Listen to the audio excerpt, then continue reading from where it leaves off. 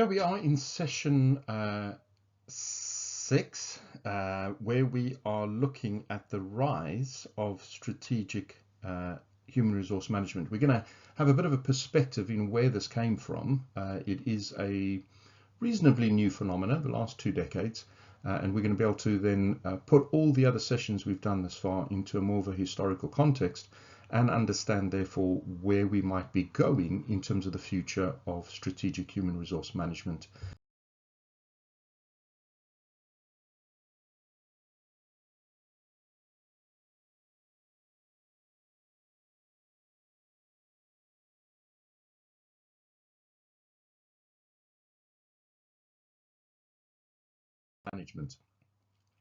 Reminder of all the learning outcomes. We have 10 sessions per theme, and you have a multiple choice questionnaire at the end, between 10 and 15 questions. There are 5 themes, and we are now in session 6 for lecture 1 or theme 1, the role of human resource management. Again, we're still looking at this learning outcome, assessing the role and purpose, particularly now as it relates to organizations and understanding the organizations in a more national and international context. There we have the various session headings. So heading number 6, the rise of strategic human resource management. Again, our core text that we are using. Okay, so let's get stuck in it on the history. So it was in the 1980s that they started to grow a larger interest in managing human resources. Now we know from Taylorism, scientific management, the Ford production line, and we had a number of practitioners, academics, post-Taylorism that said, actually, you need to keep in mind the motivation of the workforce. Human resource management has grown since then, but particularly in the 1980s, as economic wealth began to become more of a factor internationally around the world, we then had more of an understanding as to how this impacted human resource management and the management of these human resources in organizations. It, however, was only in the early 2000s that it became really popular. It became vogue. And it was in 2008 that there was a pivotal moment in the history of globalization, which then impacted and influenced the understanding of strategic human resource management. What am I referring to? Well, I'm referring to the economic financial crisis, which hit us in 2008. Look at some of the headlines at that time. Lehman collapse sends shockwaves around the world. Times, September the 16th, 2008. Mounting fears shake world markets as banking giants rush to raise capital. Panic grips credit markets. Worst crisis since the 30s, i.e. the Great Depression. A new phase in financial crisis. And this crisis, these structural changes in the global economy, meant that there was a focus in the mind around the increase of managing people to come out of this crisis. So much so that a recent BBC newspaper article published in 2024 is still writing about the impacts of this 2008 crisis. Here, UBS Bank is to pay 1.4 billion to settle fraud claims that came out of the 2008 crisis. So it was a pivotal moment in history, and one of the outcomes of what happened at that time was the shift and focus to understand how to view the company beyond just profits, right? And the ethical issues began to surface here as well, but also to think about how we can manage people and how they could become a focus and a process of strategic management, but also advantage. So how would companies facing these financial demands respond? Strategic management is based on the assumption that these internal resources, people, could actually provide a basis for competitive advantage. And so we not only started to think about products and services in terms of competitive advantage, but also how these human resources could be used. And so we found ourselves in a place where we are looking at Porter's generic strategies, which is on the left-hand side of the screen, versus that of focusing on the internal functions of the company, the resource-based view, which we have already covered in previous sessions. Porter's generic strategy is all about the product or services cutting costs, basically. It's profit. You either want to be the cost leader, you want to be the cheapest in the market. Stack them high, sell them cheap is the phrase. And that gives you competitive advantage. Think about your national supermarkets, your food chains. In the UK, we have Lidl and Aldi, who provide very, very cheap products in terms of grocery products, and they have stolen massive segmentations of the market from the likes of Asda, Tesco, and Morrison's, who are more kind of middle kind of product ranges. And that's a cost leader. Think about your airlines, EasyJet, Ryanair, these low-cost airlines. Again, they've nabbed away massive segmentations of the market as cost leaders.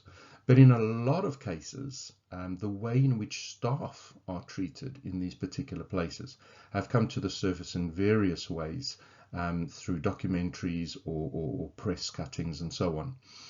The other one is the differentiation. So this is where you go more for quality. So you can take care of all the cheap flights. We're gonna sell ourselves based on the quality. Emirates, as an example, you're going to get quality, but you pay for that. Harley Davidson, your big brands. They may not sell many, but they're very expensive, and they need to keep the value of that brand very high. Now, again, this does mean that you've got high salaries, you've got smaller staff, and again, there does seem to be better treatment of staff in these high-level brands. But nonetheless, again, we could debate this, and you could think about this in terms of your own experiences. Below this, in terms of cost focus and differentiation focus, this is exactly the same strategy, but just in a more narrow niche market. Now, you can clearly see that if you're watching the bottom line constantly, this would have potentially a negative impact on the way in which staff are managed as a resource. The resource-based view focuses purely on the internal, and many of the approaches that we're going to be looking at in this session have their roots in the resource-based view, where you're looking to develop something which is unique to the organization in the way in which you're developing your human resources.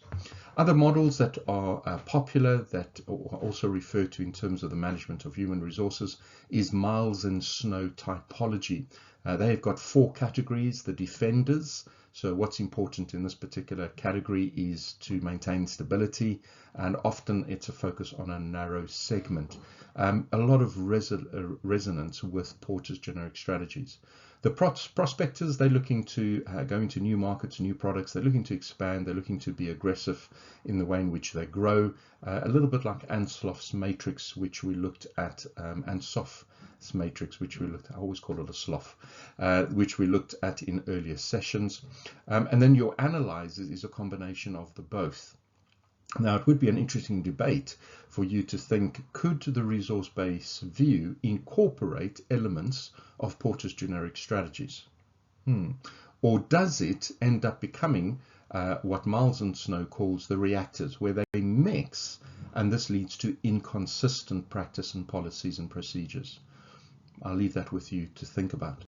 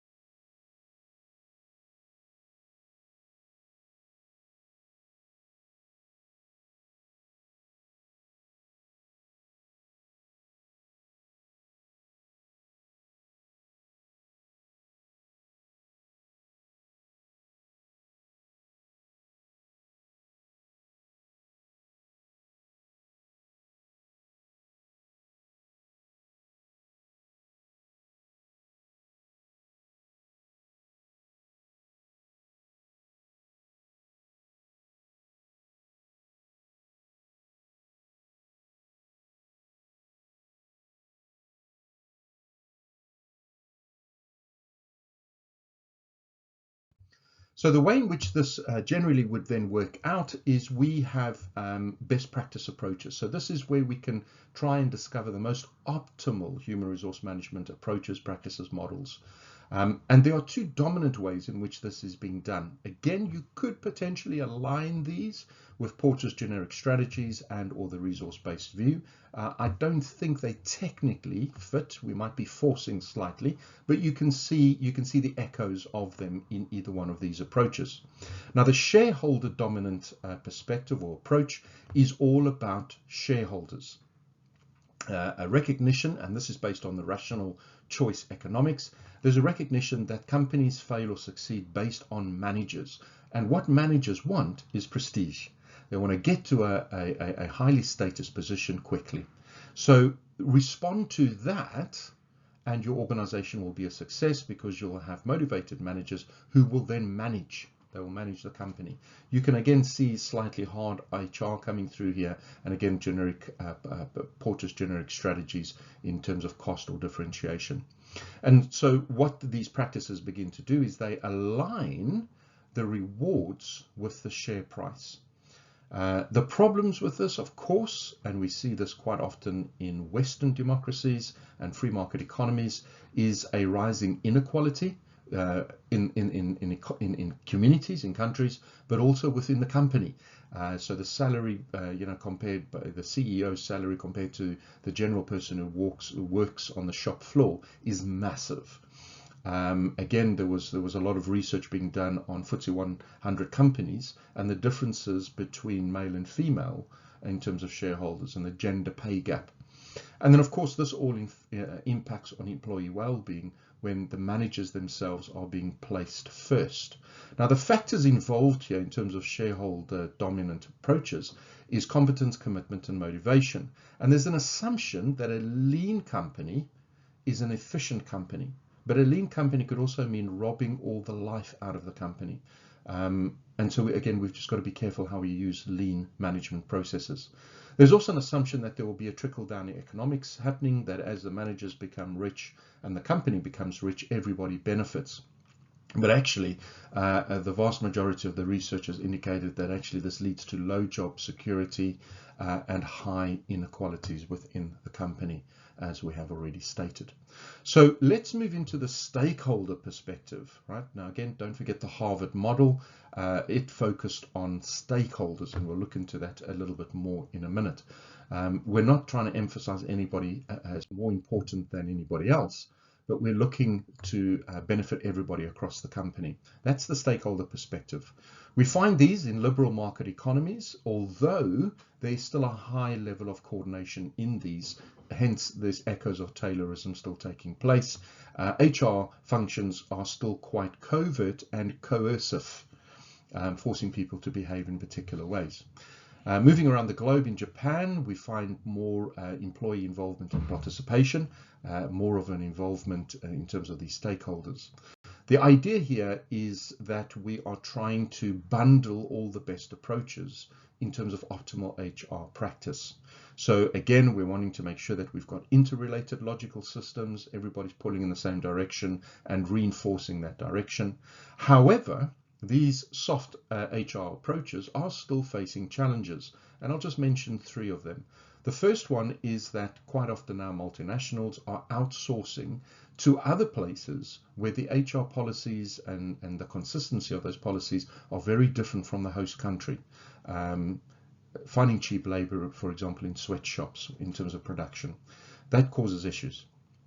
The other one is that, particularly within financial industries, shareholders do want quick returns, and therefore there's a pressure on the stakeholders to deliver those short-term returns. Also, researchers indicated that multinationals adopt strategic human resource management approaches and perspectives much quicker than national companies and organizations, which means across countries, nationalities, there is a diverse range of human resource management.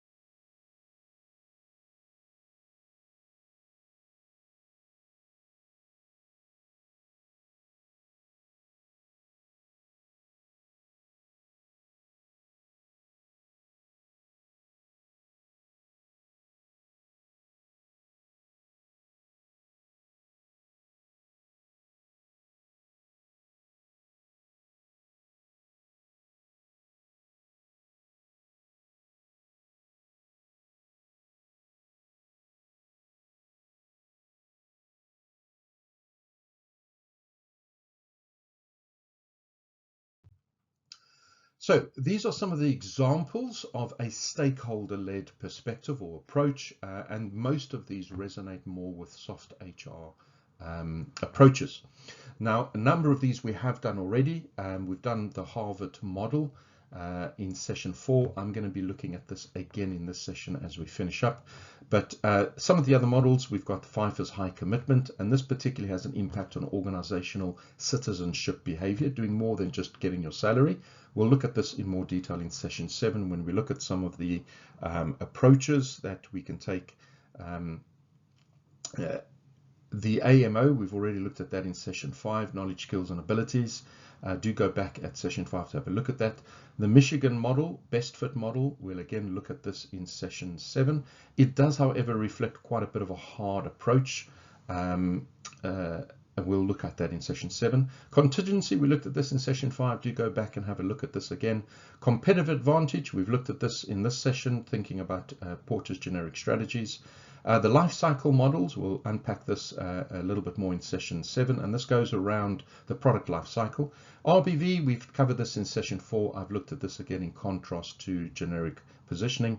And then configuration approach, this is a variation of the contingency approach. And again, we'll unpack this in a lot more detail in session 7 when we look at HR strategy in action, i.e. applying these various models and what they look like.